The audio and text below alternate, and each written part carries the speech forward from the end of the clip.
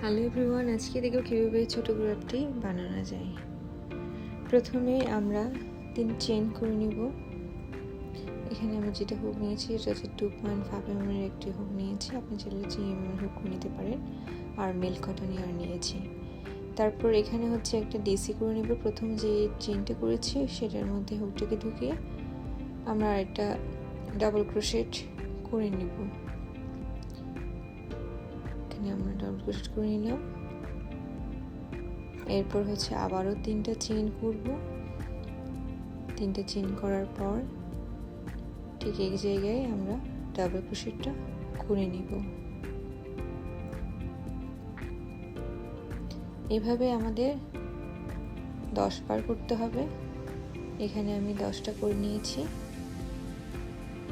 10টা ঘর করে নিয়েছি। এখন এগুলোকে ফরওয়ার্ড করতে হবে। ফরওয়ার্ড করার জন্য প্রথমে আমরা 2টা চেইন করব। এটাকে একটা ডাবল ক্রোশেট হিসেবে কাউন্ট করব।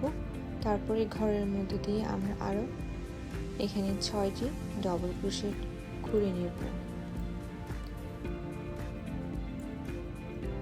এই ফুলগুলো দিয়ে আপনারা চাইলে হেয়ার ক্লিপ, হেয়ার ব্যান্ড বা কুশন কভারে বা যে কোনো ধরনের কুশি কাটার প্রোডাক্টে এই যে ফুলটা বানিয়ে লাগিয়ে দিলে আপনাদের প্রোডাক্টের একটা চমৎকার লুক দেবে। সো খুব সহজে এটা বানিয়ে নিতে পুরোটা ভিডিও দেখুন। এখন হচ্ছে আমাদের এখানে একটা পেটাল হয়ে গিয়েছে, আর এই বরাবর আমরা আরেকটা সিঙ্গেল ক্রোশেট করে নিচ্ছি। সিঙ্গেল ক্রোশেট করে নেওয়ার পর পরবর্তী পেটালেও সেম আমরা 7টা ডাবল ক্রোশেট করব।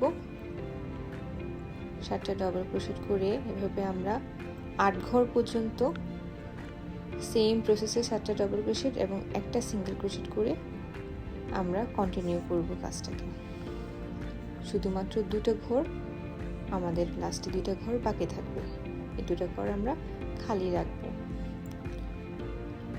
এখন হচ্ছে আমাদের 8টা ঘরের ফিল আপ করা হয়ে গিয়েছে।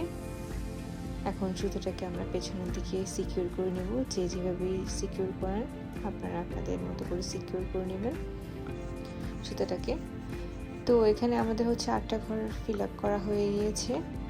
বাকি 2টা ঘর ফিল আপ করার জন্য আমরা আমাদের কাজটাকে উল্টো করে নিব। উল্টো দিক থেকে করব কাজটা। এখন হচ্ছে আমি অন্য একটা কালারের সুতো নিয়েছি। প্রথমে একটা চেইন করে নিয়েছি। এরপরে হচ্ছে একটা সিঙ্গেল ক্রোশেট হবে এবং একটা চেইন হবে।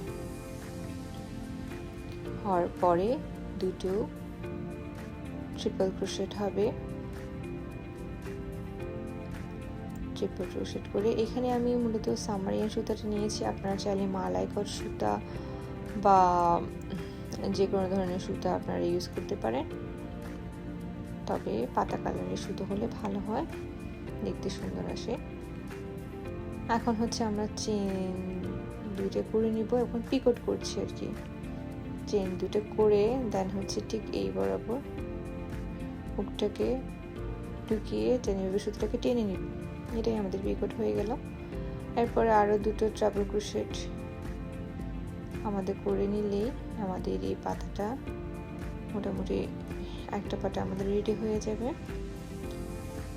ট্রিপল ক্রোশেট 2টা করে নিলাম। এরপর হচ্ছে 2টো চেইন হবে।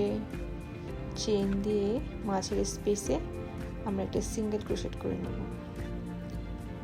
তো এই গোলাপ বানাতে আমাদের 2টা পাতা লাগবে। এখন আমাদের একটা পাতা বানানো হয়ে গিয়েছে। পরবর্তী আরেকটা পাতাও সেম ভাবে আমরা করে নিব। 2টা চেইন করব প্লাস 2টা ট্রাবল ক্রোশেট, তারপর 2টা চেইন দিয়ে পিকট করে নিব। পিকট করে আবারও 2টা ট্রাবল ক্রোশেট করব। দেন হচ্ছে কি আমরা একটা সিঙ্গেল ক্রোশেট করে আমাদের এই রাউন্ডের কাজটা শেষ করব। এখন আমরা সুতোটাকে কেটে সুতোটাকে বিভিন্নভাবে সেট করে সিকিউর করে নিয়ে এখন হচ্ছে আমরা এটাকে সেলাই করব। সুতোটাকে উল্টো এভাবে আমরা প্রথমে পেঁচিয়ে নিব। পেঁচিয়ে নেওয়ার পরে আপনাদের নিডেল থেকে নিডেল দিয়ে এভাবে সুতো দিয়ে গোলাপটাকে সেট করে নিতে হবে। তো এইভাবে হচ্ছে আপনারা খুব সহজেই ছোট গোলাপ বানিয়ে নিতে পারেন। আরও ভিডিও পেতে অবশ্যই আমাদের পেজে লাইক দিবেন, কমেন্ট দিবেন, কী ধরনের ভিডিও আপনারা পেতে চান সেটা অবশ্যই জানাবেন। মূলত আপনাদের জন্যই আমাদের কন্টেন্ট ক্রিয়েট করা। ধন্যবাদ ভিডিওটি দেখার জন্য।